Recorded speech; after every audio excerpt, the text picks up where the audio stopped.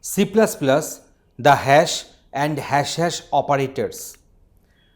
The hash and hash preprocessor operators are available in C++ and ANSI ISO-C. The hash operator causes a replacement text token to be converted to a string surrounded by quotes. So let us go for one example on this. So we have written this one, hash define mkstr x, that is hash x.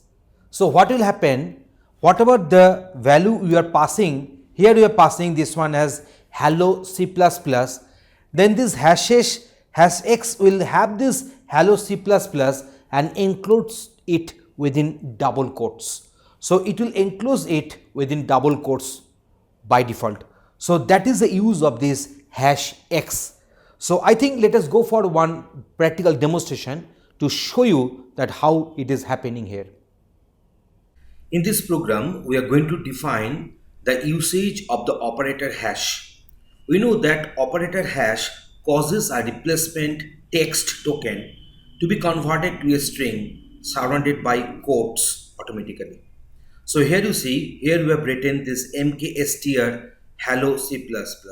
So please note that here this hello C++, this particular string is not enclosed within double quotes. So we have defined one macro here. So hash define mkstr x hash x. So that means this particular x is nothing but hello C++ and it will be enclosed within double quotes, and accordingly the output will be obtained. So now let me execute my code. So I have clicked on compile and run option, and now if I execute my code, I'm getting this hello C++. So thus we have explained the usage of operator hash, which is causing a replacement text token to be converted to a string surrounded by quotes. Now we shall go for the next one. Let us see how it worked. It is simple to understand that the C++ preprocessor turns the line that is cout mkstr hello C++ and this is our endl into the following line, that is cout. This hello C++ has got enclosed within double quotes and endl is there. The hash operator is used to concatenate two tokens. So here is one example for us. So hash define concat x and y, we have passed two arguments and it will be expressed as x hash y. That means this xy will get concatenated using this hash operator. So now here is one example for us. Here we have defined one variable, that is we are having xy, which is initialized with 100. Here we have passed xy and this x and y will be assigned to a and b, and similarly this a and b are supposed to get concatenated. So here also x and y will get concatenated and it will become the respective variable xy, and so 100 should get printed here. So in the practical demonstration we will be going for that respective output, and please watch the demonstration for the understanding. Here we have defined concat a comma b, a hash b. So in this program we are supposed to discuss the usage of the operator double hash, and when this concat appears in the program, its arguments are concatenated and used to replace the respective macro. So here we have used this concat x comma y.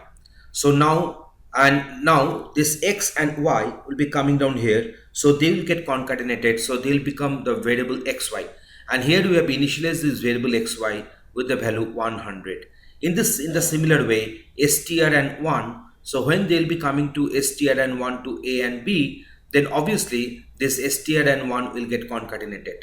So as it is hash defined, so preprocessor will come into the play, which will replace this particular part by xy, and which will replace this particular part as str1. So the respective variable xy content will get printed, and respective variable str1, its content will get printed. So preprocessor will come into the play, which will do this macro substitution, that means replacement of this particular macro called by the respective macro body. So now let me execute my code, and I'm expecting 100 and hello world going to get printed as the output of this program. And according to our planning, yes, we have got this 100 and hello world has got printed here. And this is a very good example of uses of hash hash operators and macro substitution. Thanks for watching this.